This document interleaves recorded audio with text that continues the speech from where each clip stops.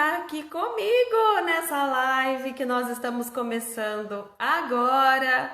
E eu estou muito feliz por receber vocês aqui, por estar com vocês aqui. Olá, Dai, seja bem-vinda aqui. Oi, Eric, tudo bem? Que legal receber vocês aqui. Sejam todos muito bem-vindos. Deixa eu ver se a minha companheira aqui, a Joslaine, já vai entrar, porque ela vai participar dessa live comigo. Oi, Aninha, seja bem-vinda. Jo, manda de novo a solicitação porque eu não recebi. Oi, Vinícius. Sejam todos muito bem-vindos. Que alegria ter vocês aqui. Hoje nós vamos de um tema muito legal, que é sobre o TDAH, né? Será que meu filho tem TDAH? Será que agora na pandemia a gente consegue notar, a gente consegue ver aí Olá. algumas... Oi, Jô! Oi, Vivian. Tá me ouvindo? Eu estou te ouvindo muito bem. Você está me ouvindo? Estou sim. Deu certo. Seja bem-vinda, Jô! Que legal ter você aqui. Nós já temos algumas pessoas aqui com a gente. Que Comecei a legal. falar que essa live vai ser incrível, porque nós vamos falar sobre um tema que é muito legal, né? Um tema que é muito importante, que é o déficit de atenção, a ansiedade. Então, temos bastante assunto aí para a gente conversar nessa noite. Quem já Sim, está temos aqui com a sim. gente, seja muito bem-vindo. Legal. Ô, Vivian, eu acho interessante, né? Porque como nós temos dois públicos aí, lógico que nós temos muitos pacientes até em comum, algumas pessoas nos conhecem, mas eu acho Sim, interessante você se apresentar um pouquinho, e aí eu me apresento um pouquinho para o seu público, para que, né, a gente dá um tempinho aí para a gente iniciar a nossa live. O que que você acha? claro, eu acho perfeito. Bom, quem já me segue, quem me acompanha aqui nas redes sociais, sabe que eu sou psicopedagoga. Deixa eu arrumar aqui um pouquinho, que eu acho que está muito para cima, acho que melhorou um pouco. Eu sou psicopedagoga, especialista em transtornos de aprendizagem e educação especial inclusiva. Falo com vocês diariamente aqui pelo Instagram e eu amo receber as curtidas, os corações. Também conversamos diariamente pelo Facebook. Eu tenho um canal lá no YouTube, o Vivian Borges Psicopedagoga, onde lá no YouTube diariamente, quer dizer, semanalmente, eu posto vídeos sobre os transtornos de aprendizagem. Converso muito com professores, com profissionais da área da educação, área da saúde, enfim, né? Atendo em consultório e o consultório fica aqui na Alto da Boa Vista, em Sorocaba. E estou muito feliz por tratar desse tema junto com você, Jô. Agora fala de você. Legal, então vamos lá. Eu sou a Joslaine, também, né, tem aqui algumas pessoas que já me seguem. Eu sou psicóloga, né, da terapia cognitiva comportamental. Sou neuropsicóloga, então eu faço atendimento para crianças, adolescentes, que fazem investigações, né, principalmente aí, né, no transtorno que nós vamos falar hoje, que é do déficit de atenção e de dificuldades de aprendizagem, do neurodesenvolvimento também, como no caso, né, do autismo.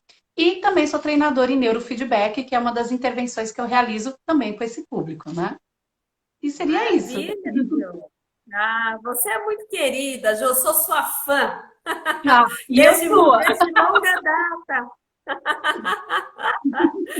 Bom, eu acho que a gente pode começar, Jô, propondo uma reflexão aqui. Fiquem à vontade para mandar Sim, perguntas, tá bom? Para interagir com a gente. Esse é um bate-papo e tem que ser de uma forma bem gostosa. É assim que vale a pena e essa é a nossa proposta, tá bom? Bom, exatamente. Jô, no Hum, período de pandemia, aí alguns pais conversaram comigo, pais que eu já atendo aqui no consultório, outros que eu não atendo, mas entraram em contato comigo, falando que começaram a observar mais, de uma maneira mais acentuada, os sinais de desatenção, né? isso E aí. aí, Jô, fica aquela dúvida, né, pessoal? Será que é TDAH? Sim ou não? Né?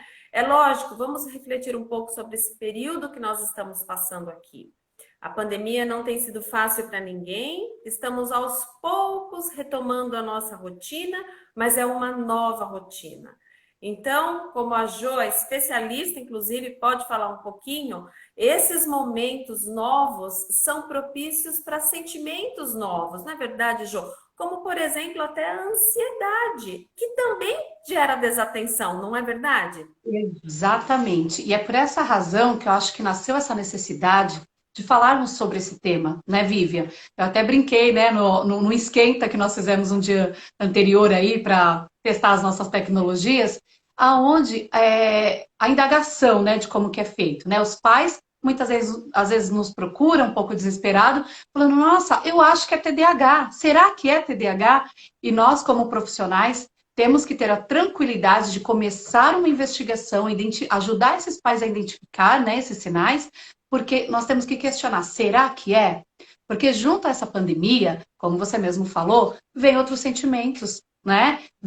Houve toda uma organização para isso. Isso gerou justamente o quê? Muita ansiedade.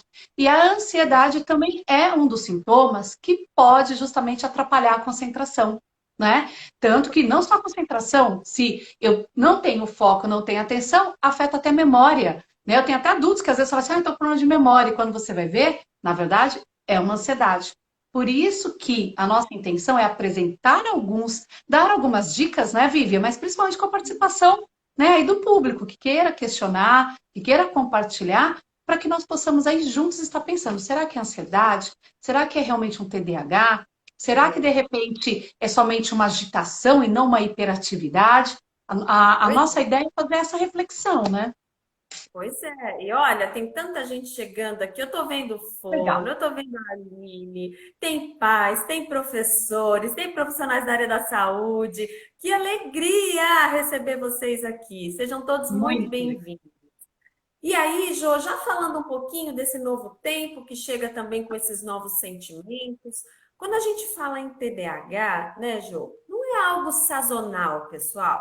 Não é porque nesse momento eu tenho um gatilho aí, né, que dispara essa minha desatenção, essa minha ansiedade, que eu tenho TDAH. Então, eu penso que o primeiro critério que a gente precisa levar em consideração para um diagnóstico, que lembrando, deve ser feito sempre por um médico, né? Mas ele tem que ser observada, a desatenção precisa ser observada por um período mínimo aí de 6 meses, não é, Jô? Para eu preencher, Exatamente. começar a pensar nesses critérios que levam a essa hipótese diagnóstica de um TDAH. Né? Não é porque essa semana ou nesse momento, né, meu filho ou meu aluno ficou mais desatento que ele tem TDAH, certo? Certo, exatamente, Vivian. É exatamente um critério, né? Vamos pensar assim, que a primeira pergunta, né, que eu acho que nós estamos fazendo para os pais é: mas essa desatenção, esse comportamento que você está observando, isso era antes da pandemia? É uma primeira pergunta, Isso. porque agora tem o pós, né? O antes e o pós-pandemia. E aí, após essa pergunta, né, a resposta, essa reflexão desses pais, aí você vai questionar: tá, mas isso já aparece há pelo menos há 6 meses? É recorrente esse comportamento? A escola já trazia essa queixa, não é verdade? Então, assim, não é Isso. porque hoje a aula também é online que as professoras perderam, viu, a atenção a respeito desses comportamentos. Aliás, que a gente, né, vem conversando, faz reunião aí online, e muitas vezes elas ainda trazem pontos muito importantes. Olha, eu percebo sim, eu percebo tal comportamento, né? Ou no momento que eu faço uma pergunta, a criança ainda estava ali voando pouco, né? Às vezes eu tenho que repassar essa pergunta, tenho que reformular. Então, o professor, mesmo sendo online, gente, ele não perdeu esse filho, ele é capaz de auxiliar os outros profissionais, na verdade, Vivian, para auxiliar num diagnóstico aí. Exatamente, Jô, porque quando a gente fala que, claro, né, quem invalida, quem fecha esse diagnóstico, a análise clínica, né, o olhar do médico não é substituído, né? Ele é importantíssimo para o diagnóstico do TDAH. Mas nós temos alguns profissionais que amparam esse diagnóstico. E um dos profissionais, esse grupo de profissionais que eu sempre parabenizo, inclusive, é a equipe pedagógica. Por quê? Porque o professor está diariamente com esse aluno, ele está vivendo ali, né, fora do ambiente. Porque quando a gente pensa em desatenção também, pessoal, uma reflexão que a gente precisa ter é: esses sinais de desatenção precisam aparecer em outros ambientes também, não é? Então, Sim. tem esse tempo, então tem que aparecer por 6 meses, Mas essa desatenção também precisa ser presente em casa, na escola, quando sai para um parque, quando vai na casa de um parente. E no caso, o professor, ele é essencial, ocupa um papel fundamental no processo de diagnóstico, porque ele está com a criança dia a dia, longe do ambiente ali, que é a zona de conforto, né, da criança, certo? Exatamente, exatamente. Tanto, Vívia, que você sabe que para você avaliar a gravidade, né, o comprometimento do TDAH, é justamente a questão em quantos ambientes mais aparece, o quanto realmente, né, essa hiperatividade, por exemplo, essa agitação aparece, para que você possa classificar entre leve, moderado ou grave, para que você possa avaliar qual o prejuízo que essa criança ela acaba tendo em sua vida, né? É só acadêmica?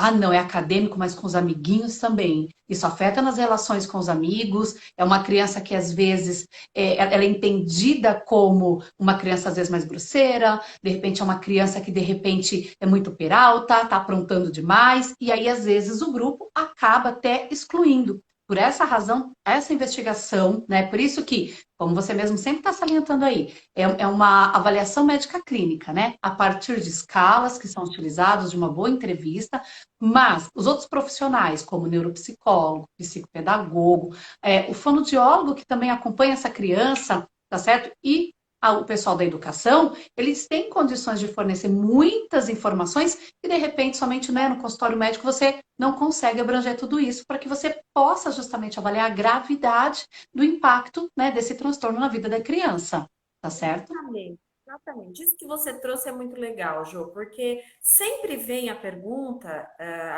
pelo menos na maioria dos pais, assim, puxa vida, mas se é TDAH, será que vai medicar? Será que não vai? E é importante a gente lembrar dos graus do TDAH, não é? Então, não é porque tem TDAH necessariamente que vai ter a intervenção medicamentosa. Às vezes sim, às vezes não. Depende do grau de comprometimento. E quando a gente pensa em desatenção, todos nós somos desatentos. Um Sim, tanto de desatenção todos nós temos. Então, a gente não pode sim, esperar que o nosso filho, com essa quantidade de estímulos que hoje em dia eles têm, seja 100% atento. E eu vou fazer um parênteses aqui, Jô, que eu acho que é essencial para quem está assistindo, quem está em casa, quem é pai, quem é mãe, prestar atenção. Porque, veja, hoje as crianças estão estudando em casa. Só que a sim, nossa casa foi feita para o nosso conforto. Então, ela é repleta de estímulos distratores. Em casa sim. tem a geladeira, em casa tem o cachorro, em casa tem O a cama, videogame. não é? E aí é claro que essa criança, se ela estudar da cama, o cérebro não vai entender que rota que ele tem que seguir, né? Será que ele agora dorme ou será que agora presta atenção na aula? Então, a gente Exato. também tem que levar em consideração que agora os estudantes estão inseridos num ambiente que é muito propício para o conforto, né? Para nós relaxarmos, mas é lá que nós estamos falando: olha, você tem que estudar, tem que prestar atenção. Então, tem que ter um local aí, um local fixo para essa criança estudar, porque senão a chance dela não ser atenta, né, na atividade que ela está fazendo é enorme. Sim, exatamente. E eu acho que você é a que mais, nesse período, né, que você vem apresentando aí para nós, né, seja no seu canal, seja aí também no Instagram, que você vem dando muitas dicas a respeito disso, né, Vívia? De como estabelecer uma rotina, de como preparar um ambiente, porque, de novo, nós temos que prestar atenção nisso, né? Até mesmo aqueles que, de repente, cria-se essa dúvida, é ou não TDAH, ou mesmo aqueles que já têm um diagnóstico de TDAH, com certeza o que mais auxilia essa criança ou esse jovem é realmente um ambiente estruturado, não é, Vivian? Claro que sim, com menos estímulo, com certeza. E nós já recebemos uma pergunta aqui, Jo, vamos Olha refletir que em cima. legal. Mandem as perguntas, tá bom? Esse é um momento para a gente conversar, é um bate-papo, que eu amo esse tipo de conversa. Eu acho que a gente tem que estar assim próximo mesmo para esclarecer as dúvidas, né? Bom, a Gabi perguntou assim: qual a diferença do TDAH e da dislexia? Quer responder essa, Jo? Olha, vamos lá. O TDAH, assim como a dislexia, eles fazem parte, né, de um transtorno, tá certo? Eles também são conhecidos como transtornos. A diferença é que no caso do TDAH, o que nós temos que observar é a prevalência realmente dessa desatenção, da hiperatividade, da impulsividade. No entanto, apesar do TDAH trazer, sim, devido a esses comportamentos, né, pode implicar na sua aprendizagem, de certa forma, pode sim trazer um rendimento, muitas vezes abaixo do esperado, né, escolar, mas ainda assim o transtorno que é no caso, né, da leitura escrita, que é a dislexia, o comprometimento é muito maior. Então você começa a partir de uma avaliação, consegue identificar essa diferença já a partir disso, né? Mas pode Isso aí. complementar aí, Vivian. E a dislexia, você colocou muito bem, e a dislexia é transtorno de leitura escrita. O Então, TDAH é bem relacionado à desatenção, tá bom, Gabi? Então, espero que a gente tenha respondido aí a sua pergunta. A dislexia, a gente sugere aí um avanço maior no processo de alfabetização para a gente fechar esse diagnóstico, enquanto o TDAH, a gente consegue observar sinais já com a criança bem pequena, tá? E tem uma exato. outra pergunta aqui do Alex Projetos. O Alex perguntou assim: alguns sinais principais podem indicar TDAH? Posso responder essa, Jo? E aí você complementa? Por favor, vai lá. Alex, os sinais, claro, né? O TDAH ele permite para a gente alguns arranjos. Então, é preciso que ele preencha alguns critérios comportamentais para a gente falar, olha, tem TDAH ou não. Então, não é porque nesse momento, é como nós começamos a falar na live, não é porque agora tem alguns sinais que é TDAH, mas a gente não pode desprezar os sinais, tá bom? Então, tem que prestar atenção se já faz algum tempo, se a escola já sinalizou em algum momento esses sinais, já tendo sido sinalizado, você busque orientação médica, busque profissionais que podem fazer esse rastreio, essa avaliação para o diagnóstico ou não, tá bom? Certo, Jô? Sim, exatamente, exatamente isso. Muitos, né, eu acho que até professores conhecem, né, ô Vivian, os profissionais da saúde, da educação, que é muito utilizado, né, como meio de rastreio, que é o SNAP 4. Então, ali vão ter 9 critérios para desatenção, 9 critérios para hiperatividade, para que você chegue, né, aí nessa hipótese diagnóstica do TDAH, precisam ser preenchidos 6 critérios da desatenção e 6 critérios da hiperatividade, compulsividade. Perfeito, perfeito. E aí, já começa aquela dúvida, Jô, será que todo sinal de desatenção é TDAH? Não. Né? Claro que não. Pode ser TDAH, mas não necessariamente uma criança que tem desatenção, ela tem TDAH. Pode ter como base o que nós já falamos, um fundo emocional, a questão da ansiedade. Então, precisa prestar atenção nos sinais, há quanto tempo isso já está aparecendo, tanto em crianças quanto em adolescentes. Bom, já estão perguntando aqui, ó, a Aline já perguntou se vai salvar a live. Vamos salvar essa live, Aline! Nós fica salvo lá no IGTV, tá bom? Depois pode assistir, reassistir. Dá tempo de chamar um amigo aí, uma amiga, Vamos vizinha para lá. participar dessa live. Nós temos aí um tempo ainda para a gente conversar, então fiquem à vontade, tá bom? Para a gente ir interagindo por aqui. Bom, Jô, o que você acha? Vamos falar então, considerando o TDAH, alguns sinais do TDAH do tipo desatento?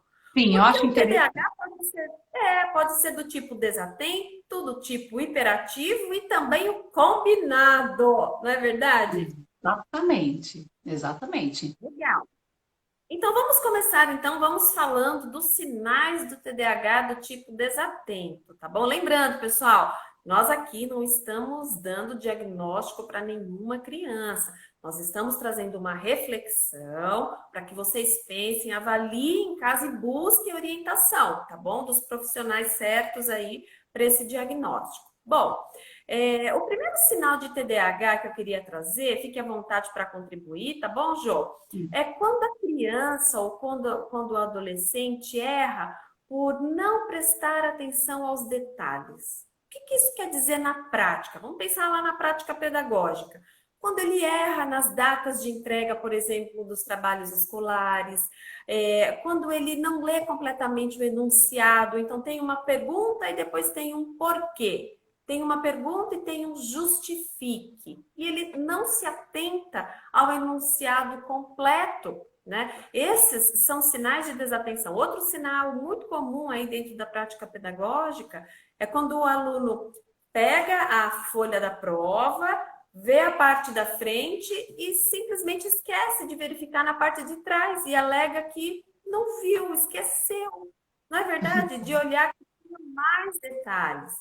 É um Uhum. ponto dos adolescentes, principalmente, mas isso acontece também em provas de múltipla escolha para os menores, é quando marca da forma errada na prova. Então, até faz certa a operação, mas na hora de escolher, vai lá, escolhe, né, a letra errada, o número errado. Por exemplo, preenche um gabarito da forma incorreta, apesar de ter feito, de ter executado da forma certa. Esses Exatamente. são os Ou se não sinais até que não num erro prestam atenção. matemático, na verdade, eles cometem, né, muito erros matemáticos. Às vezes eles, aliás, que o TDAH, na avaliação, muitas vezes é identificado uma capacidade intelectual de média para cima. E muitas vezes eles têm condições, né, muitos até falam, gosto de matemática, mas na hora de fazer a continha, eles erram um sinal. De repente era demais, eles fazem de menos, ou vice-versa, né? Então eles cometem erros e pequenas coisas, mas que isso causa um prejuízo muito grande, né, Vivian? Com certeza, porque não presta atenção em detalhes. Um outro ponto, além de não prestar atenção em detalhes, então, que é um dos sinais, tá bom? De possível TDAH, uma outra hipótese é não manter a atenção naquilo que está fazendo. É o que nós chamamos, né, Jô, de atenção sustentada, não é? Exa- Uhum, exato.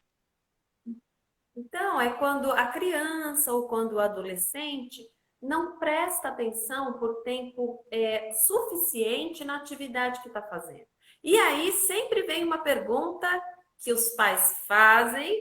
Muitos de vocês aqui já devem ter pensado, eu já recebi no consultório, a Jo também, nós compartilhamos isso outro dia, que é aquela pergunta assim: mas como pode ser TDAH se quando ele está no celular ou no videogame fica 3, 4 horas jogando? Então, como que não tem atenção, né, Jô?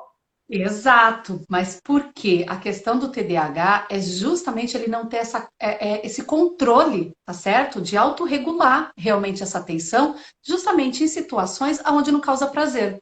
O porquê, não é verdade? Que nenhum adulto, a desatenção de repente vai aparecer de uma outra forma. Porque quando nós estamos aqui falando de criança, né, onde nós temos mães aqui participando, nós sabemos que muitas vezes elas também se questionam, né? Porque se a gente sabe que o TDAH, né, ele tem aí, né, um fundo genético hereditário, o que que acontece? Ou o pai, ou a mãe, ou alguém da família já apresenta, tá certo? Essas dificuldades. Então, é muito certo que a criança, tá certo? Ela tem essa dificuldade de manter a atenção naquilo que não te causa prazer. Mas no adulto, ele consegue dar conta disso. Mas na criança é só o que dá prazer. Então, a atenção ela foca porque tem a motivação. E estudar. Se estudar não for algo que a criança aprenda e tem prazer, o TDAH é muito complicado, é muito difícil mesmo, né, Vivian? Então, além de não dar prazer, né, Jô? Aquilo que dá prazer, ela desenvolve um hiperfoco. Então, eu vou Sim. dedicar toda a minha capacidade atencional para isso que me dá prazer realmente, né? Esse prazer imediato. Bom, tem uma pergunta aqui, Jô. Camargo Tassiana, quero que você responda, se você puder. Acho que é a Tassiana, querida Tassiana. Que legal.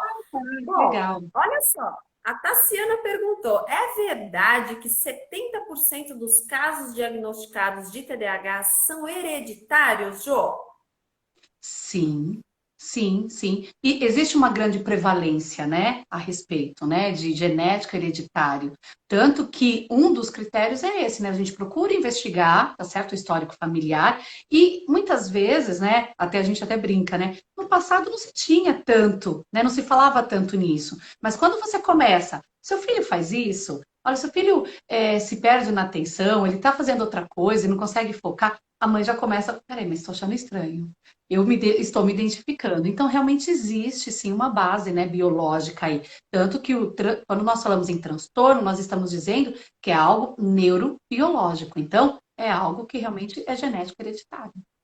Perfeito. Então tem que prestar atenção nos sinais, porque muito do que os filhos apresentam, talvez os pais, em algum momento lá na infância, na adolescência, também já tiveram, já passaram por essa Sim. situação. Sim. Legal. A Sofia fez uma pergunta e essa eu gostaria de responder, Jô. Ela Hum. perguntou assim: o celular atrapalha? Essa pergunta eu recebo sempre aqui no consultório e fiquei muito feliz de aparecer essa pergunta aqui na live. E deixo para você, vai lá. Uma você responde, outra eu respondo. Jô, Tá bom. olha só. O celular, pessoal, nós temos que pensar sempre na função do celular. Então, agora nós estamos vivendo um momento de pandemia, todos nós ainda estamos em casa, começando, como eu falei, né, a rotina, aos poucos. Mas se a pessoa, quando a gente pensa em ciência, a gente está falando de três horas no máximo de exposição de tela. É o que a Associação Brasileira de Pediatria nos orienta. 3 horas. Mas as crianças já ficam mais de 3 horas, porque estão na aula online, inclusive. Tá? Mas vamos pensar não no tempo de exposição nesse momento, a gente vai pensar na função do celular. Se o seu filho está com o celular, porque ele está falando com a avó, que ele não está vendo, ele está conversando com um amigo, se ele está falando com a professora, se ele está falando com a tia, se ele está socializando, eu não vejo tanto problema em ficar um tempo maior no celular. O ponto é, se o seu filho se conecta no celular a ponto de se desligar completamente do mundo, perde a hora do almoço, perde a hora da janta, perde a rotina de casa, aí é hora de você reavaliar realmente o tempo de exposição de tela, porque a função do celular não está sendo benéfica nesse momento. Certo? Uhum. Concorda, João? Certo. Sim, concordo. E o quanto, às vezes, agora, quanto mais essa pandemia, a criança às vezes fica 8 horas ou mais no celular, e o quanto é difícil a gente colocar, né, fazer uma proposta. Vamos diminuindo aos poucos. Porque se você falar, olha, é só 2 horas, a criança não aparece mais no consultório. Então você tem que fazer uma Não. proposta com os pais, da gente diminuindo aos poucos e que vai sendo introduzidas outras atividades, né, Vivian? Claro que sim. E aí, ainda falando de uma criança que já tem o diagnóstico de TDAH, tem uma pergunta aqui que eu acho que é muito legal, que é, essa você pode responder, Jô. O TDAH pode deixar a criança irritada? Boa pergunta, Então, hein, Jô? interessante, né? Você sabe que o TDAH, ele traz muito como característica também a dificuldade de regulação, tá certo? Emocional. Por quê? Porque quando nós falamos em TDAH, nós estamos falando de uma parte aqui do nosso cérebro que é o frontal. É onde nós temos todo o nosso funcionamento executivo para organizar, planejar, atenção. Só que aqui também está envolvido, tá certo? Justamente a nossa regulação emocional, de como eu planejo, a minha estratégia. Então, o que é comum ao TDAH é essa impaciência, essa impulsividade. Se a irritabilidade for algo que começa a estar muito presente, aí a gente já tem que pensar no diagnóstico diferencial. Não necessariamente faz parte do TDAH. O que a gente tem que levar em consideração, o que possa estar ocorrendo. Mas a irritabilidade pode já começar a se pensar em outros diagnósticos. Por esta razão que a importância do diagnóstico, e eu acho até interessante em compartilhar com vocês, que o meu público é muito mais crianças, jovens, adolescentes. Mas em um dado momento, eu avaliei uma mulher já de aproximadamente 50 anos, e eu acho que quando é uma pessoa mais madura, ela consegue te passar um feedback. Quando é criança, de repente, né, os pais que estão à frente, né, de todo esse acompanhamento, e quando ela recebeu o diagnóstico de TDAH, ela disse uma seguinte frase para mim, Vivian, que ela se abalou e ela diz assim: o diagnóstico me libertou. Ou seja, Hum, então o diagnóstico, gente, não é para criar um carimbo e ficar estigmatizado. Ao contrário, ele pode justamente libertar, porque senão tudo você pode achar que é o TDAH. E de repente você pode conduzir todo um tratamento erroneamente. Né? Por isso que às vezes tem casos que mães dizem assim, eu não estou vendo o efeito de tal medicação, eu não estou vendo tal resultado. porque de repente o diagnóstico pode estar errado. E aí, por isso que você não vai ver o resultado. Então, se você percebe maior irritabilidade, alguma questão emocional na criança, é indicado uma avaliação, porque na verdade pode ser comórbido outros transtornos, entendeu? E por isso que vale a Excelente. investigação. Excelente, excelente. E eu faço das suas palavras as minhas. E olha, diagnóstico nenhum é sentença. Hoje nós temos Exato. muitas maneiras de conviver com o diagnóstico e com o TDAH não é diferente.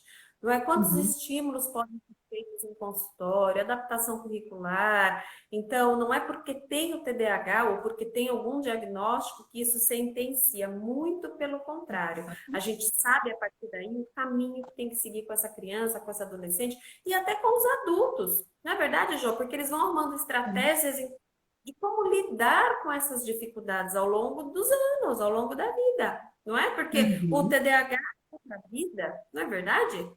Exatamente, exatamente. Quanto antes ser diagnosticado, tá certo? Melhor vai receber essas intervenções, seja ela medicamentosa, tá certo? Seja, né, com a psicoterapia, tá certo? E justamente incluindo outros profissionais de acordo com a dificuldade que for verificada para cada criança, né? Seja acompanhamento psicopedagógico, com a fono, às vezes até TO participa também, tá certo, né, dessa equipe, né? E, lógico, orientações aos pais e também aos professores, né, de como lidar. Com certeza. Bom, nosso número aqui aumentou consideravelmente. Para quem eu não der boas-vindas, sejam todos muito bem-vindos. Nós estamos muito felizes por estar aqui hoje nessa noite tratando desse tema, TDAH. Será que meu filho tem ou não tem? Então, estamos abordando aí os sinais de desatenção. E ainda falando de desatenção, Jô, porque já já a gente tem que falar de hiperatividade, senão acaba o nosso tempo. Sim. Ai, ai, ai, é muito rápido. Estava querendo ver isso, a questão do horário aí. Bom, ainda tem sinais aí de desatenção para a gente prestar atenção é quando a criança pede constantemente para repetir aquilo que você acabou de falar. Então, você fala uma coisa e ele não presta atenção e pede para repetir. Isso acontece em casa, isso acontece com o professor lá na escola. Por quê? Porque essa criança pode se perder com seus próprios pensamentos. Então, eu sempre falo para os pais aqui no consultório que o menos é mais para o TDAH. Então, nada de canetinhas com muito brilho e com muitas cores, aqueles lápis e canetas e tudo em excesso, porque isso vai tirar a atenção na hora da escrita, na hora do estudo. Tá bom? Então, para evitar, né, essa dispersão, para evitar que a criança perca, né, o raciocínio, a atenção com o lápis, então o menos é mais, certo? Sim, certinho. Vamos falar da Maravilha. hiperatividade, então? Vamos, vamos. Bom, hiperatividade, né, tem tantos outros sinais, pessoal, de desatenção, mas vamos para a hiperatividade. Hiperatividade, como o próprio nome já fala, é o excesso de atividade. Aquela criança, aquele adolescente que realmente parece estar ligado no 220 o tempo inteiro, né? Tem uma agitação, né, Jô? Uma inquietação, é um autocontrole que ele tem dificuldade, né? O controle inibitório, que nós chamamos, realmente tem prejuízo, que não consegue se manter quieto, concentrado, certo? Sim, exatamente. E eu só queria fazer um adendo aí, ô Vivian, porque eu tenho recebido, não é? Esse questionamento a respeito. É agitação ou é hiperatividade? Então, nós temos que pensar que é natural da criança, até 4, 5 anos, uma certa agitação. Mas tem mães que, às vezes, por, né, ter filho único, às vezes falam assim, mas será que não é hiperatividade? Então, como que nós vamos aí, né, algo muito sutil, né? Tanto que, na verdade, isso gera ainda muitas dúvidas, né, a respeito, né, disso com outros profissionais e que fazer essa linha muito tênue, mas vamos tentar. Assim, quando é uma Uhum. agitação, algo que é natural, que é esperado, é quando a criança, de repente, sim, em alguma situação, de repente no shopping, ela está mais agitada, tá certo? É difícil para essa mãe conter. Mas ela tem que pensar, mas e quando de repente eu vou num consultório médico, onde eu mostro para ele que tem que estar sentadinho e que eu tento controlar esse comportamento e ele se mantém? Opa, peraí. Então quer dizer que essa agitação aparece de repente na casa dos avós, mas de repente não vai aparecer em um momento, numa outra reunião, né? Lógico, não que a criança vai ficar ali paradinha, mas que a mãe consegue conter. Então, isso é uma agitação natural. Para ser considerado uma hiperatividade, é quando esse comportamento é muito recorrente e em todos os ambientes. E a mãe não consegue dar conta disso. Então, você já pode estar atento, você já pode estar registrando, né, esses comportamentos. Quando a escola também apresenta isso, olha, tá todos os amiguinhos sentados, estou conseguindo contar uma historinha, e a criança não para. Então, Uhum. aí isso já vai te chamando a atenção, tá certo? Mas porque a hiperatividade, aí quando, isso vai aparecer melhor, né, Vívia? Fica mais claro na fase escolar. Aí na fase escolar, realmente a professora fala, a criança não para de bater os pezinhos, ela não para na carteira, ela não consegue permanecer muito tempo sentada. Então aí a hiperatividade já começa a chamar mais atenção, não é mesmo? Certeza, com certeza. E aí tem aquela linha bem tênue aí, o que que é hiperatividade, o que que é ansiedade, né, Jô? Porque uma criança ansiosa Hum, também tem esses comportamentos de base. Então, essa é. inquietação, né, a questão das unhas, morde o lápis, balança a perninha.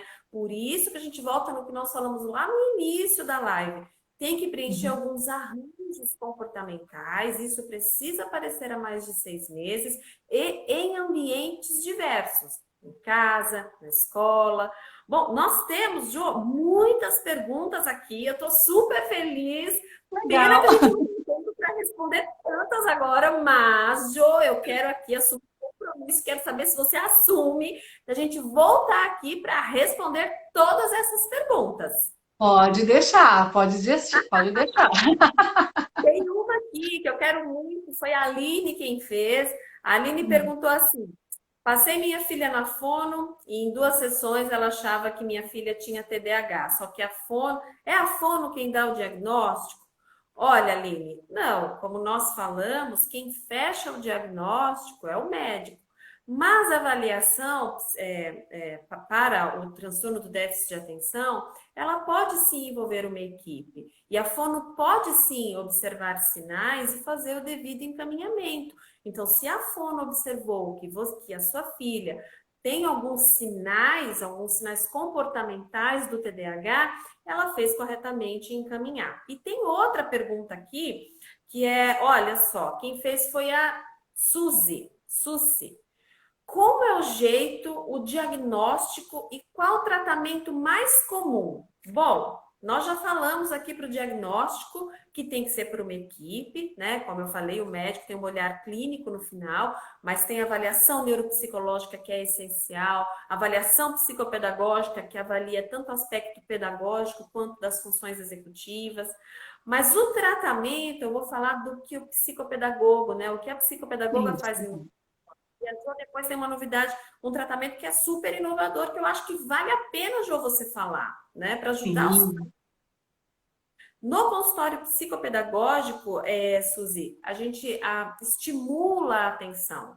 Porque, veja, a atenção é uma habilidade. Se ela é uma habilidade, quanto mais estimulada, maior é a chance do sujeito, da criança, do adolescente, se tornar atento. Então, a gente tem recursos variados no consultório, principalmente jogos, para estímulo das funções executivas, ou seja, estimular a atenção, a concentração, tudo isso com recurso próprio psicopedagógico, tá bom? Então, como eu falei, quanto mais estimulada a atenção, maior é a chance da sua filha ou do seu filho ser mais concentrado.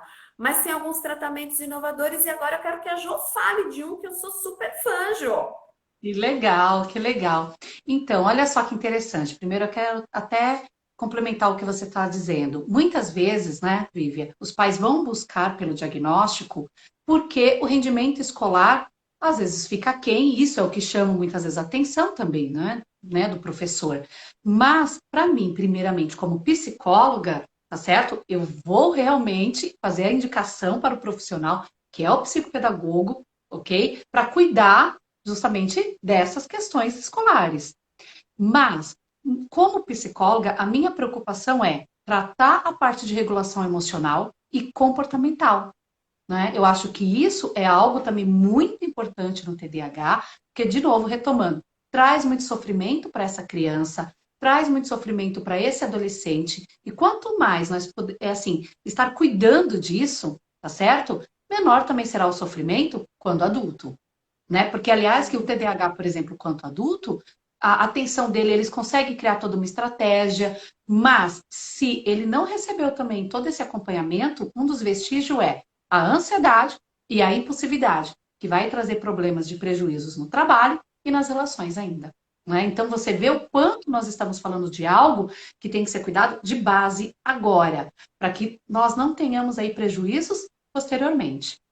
Tá certo? Então, como psicóloga, né, eu penso justamente que tem que se cuidar disso. E como neuropsicóloga, eu busquei por muito tempo, Vívia, justamente a reabilitação neuropsicológica, que é também estimulação cognitiva, traz aí muitos benefícios, mas por um bom tempo, tá certo? Ainda isso me trazia assim, ainda alguma não insatisfação, mas é porque muitas vezes a mãe, né, vem tão ansiosa, olha, Ju, o que mais pode ser feito? E nessa minha ânsia de buscar, é que eu busquei o neurofeedback. Né? Então, o neurofeedback é uma outra ferramenta. Eu venho aqui já apresentando, né, por um tempo aqui no Instagram, mas aqui para Sorocaba, que eu trouxe, já vai fazer mais ou menos 1 ano e meio, em que eu ofereço já para os meus pacientes, aqueles que eu realizo avaliação neuropsicológica, que tem o diagnóstico, não que necessariamente para você fazer a intervenção com o neurofeedback, precisa ter o diagnóstico. Basta a pessoa ter a queixa, tá certo? Porque o neurofeedback ele faz justamente aí uma estimulação, tá certo, cognitiva, mas e que é muito atual, apesar de já ter muito tempo no mercado, mas é pouco explorada, sabe, Vivian? Mas quando nós dizemos atual, porque faz essa interface, né, entre o computador e o cérebro. Então, para a criança, para o jovem, é muito interessante, algo muito dinâmico e que, assim, com os meus pacientes, né, toda uma pesquisa já traz muitos resultados, mas o que eu posso dizer da minha experiência, eu estou vendo muitos bons resultados para atenção, para diminuição dessa impulsividade, tá certo? Traz para aprendizagem, linguagem, traz uma grande melhora. Então, assim, é uma parceria que, junto com as outras terapias, com a psicopedagoga, com a fono, com a TO, com a psicóloga, nossa, a gente consegue, assim, somar muitos ganhos para esse paciente. Pois é, porque é o que eu falei, né, João? Que nós estamos aqui falando. O diagnóstico é para a vida, não é? Quem tem transtorno de déficit de atenção vai conviver com isso, né? Vai conviver com o transtorno ao longo da vida. Agora, isso não Exato. precisa ser algo difícil, né? Aquele diagnóstico que vai limitar para muitas coisas. Hoje nós temos muitos recursos, e o neurofeedback é um deles. A própria profissão da psicopedagoga, que é tão nova aqui no Brasil, vem justamente para trazer essas opções de metodologia, né, de sugestões como tratamento alternativo para esses diagnósticos. Então, pais, né, vocês que estão aqui, recebeu o diagnóstico do seu filho, busque, né, as terapias, as intervenções adequadas. Não precisa ser sofrido, é o que eu falo, muito pelo contrário, Exato. tá bom? Hoje em dia a gente tem muitos meios de tratar o diagnóstico e da criança ter uma vida, não é? Típica, brincar, correr, estudar e ser um profissional muito bem sucedido na vida, não é verdade? Exatamente. Muito interessante isso que você falou. Tentar trazer isso de uma forma muito mais leve para essa criança, principalmente, né, Vivi? Muitas vezes ela acaba não Sim. conseguindo dar conta de tudo isso, porque ela sabe que ela vai ter que receber aí algumas intervenções. Então, isso tem que ser tratado de uma forma, tá certo? Muito lúdica, de uma forma com intervenções que essa criança queira estar, né? Ela precisa estar interagindo a tudo isso para ela ter esses ganhos. Para quê? Porque nós sabemos que uma boa intervenção, criança feliz, e a gente vai lapidar, né? Aliás, que eu vejo isso muito com a Vivi, lapidar crianças aí que são joias, mas que depois de uma lapidação a gente vê algo assim tremendo, não é verdade, Vivi? Isso, a gente tem que olhar para o potencial dos nossos filhos, olhar para o potencial dos nossos pacientes, olhar para o potencial das nossas crianças e dos jovens, e não ficar com o olhar preso no diagnóstico, na Uma dificuldade. dificuldade. Claro, nós não estamos ignorando de forma alguma os diagnósticos. É importante para entender o caminho certo, principalmente para a aprendizagem, mas a gente tem que olhar para o potencial. Jonas, já estamos há quase 45 minutos com a live. Eu acho que daqui a pouco a gente encerra. Então já vamos É, caminhando aqui para os finalmente desse encontro que foi tão proveitoso. foi Nós assim. tivemos e recebemos aqui muitas perguntas que infelizmente não deu tempo da gente responder, mas nós vamos responder. Eu Sim. já fiquei aqui, ó, já perguntando para a Jo nos bastidores. Ei, Jo, vamos fazer de novo na primeira quinzena de outubro. Olha lá, Né, já, Jô? já tá pegando uma data, né? Ai, nossa, nós Vamos, só Jô? temos a agradecer, né?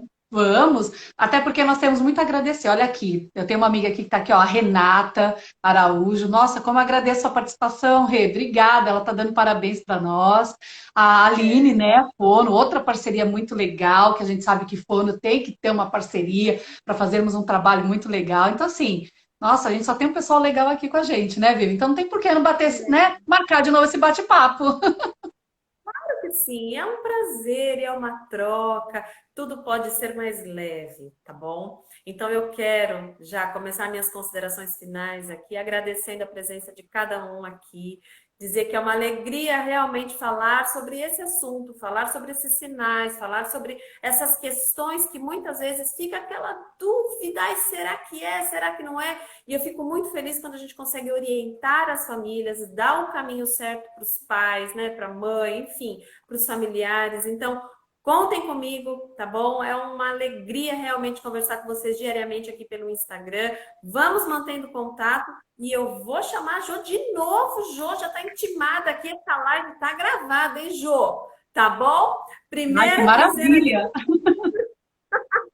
nós vamos fazer um outro encontro. E aí a gente coloca nas redes depois o próximo tema que pode voltar de novo o TDAH, a gente pode falar sobre dislexia, a gente pode falar sobre volta às aulas, os desafios, Sim, temos pode falar bastante tema. muitas coisas, tá bom? Então eu de verdade quero agradecer a todos vocês. Passo a palavra aqui para minha companheira, para a Jô, que eu tanto admiro, Jô. Que legal ter você aqui. Ai, obrigada, obrigada pelo convite, Vívia. E também quero agradecer, né, a participação de todos. Vamos sim nos comprometer, tá certo? A responder, né, os questionamentos, porque eu acho que esse sim é realmente o momento, tá certo? De poder abrir, né, para justamente poder auxiliar essas famílias, baixar essa ansiedade e mostrar para eles a perspectiva positiva, né, do que nós temos para oferecer para essas crianças, com o apoio deles e com a escola. Com essa parceria, nós sabemos que a gente consegue oferecer, não é verdade, Vívia, uma melhor qualidade de vida para essas crianças, que essa é a nossa ideia, o nosso maior objetivo, não é? Não precisa seguir sozinho, não precisa. É escolher seguir sozinho é escolher o caminho mais difícil. Vamos juntas, um ajudando o outro e buscando o melhor para a criança, para o adolescente. É assim que dá certo. Parceria, parceria entre os profissionais, parceria com a escola, parceria com a equipe médica. Enfim, caminhando junto, buscando sempre o melhor. Tá bom? Eu agradeço aqui a companhia da Jo, a presença de todos vocês. Vou me despedindo aqui, Jô, e fica marcado a Também. primeira quinzena de outubro. A gente volta para uma live, para um encontro assim, tá bom? Tá certo. Tchau, gente, uma boa noite. Tchau, tchau. Muito Tchau, obrigada, turma. Tchau, tchau, Jô. tchau. Tchau.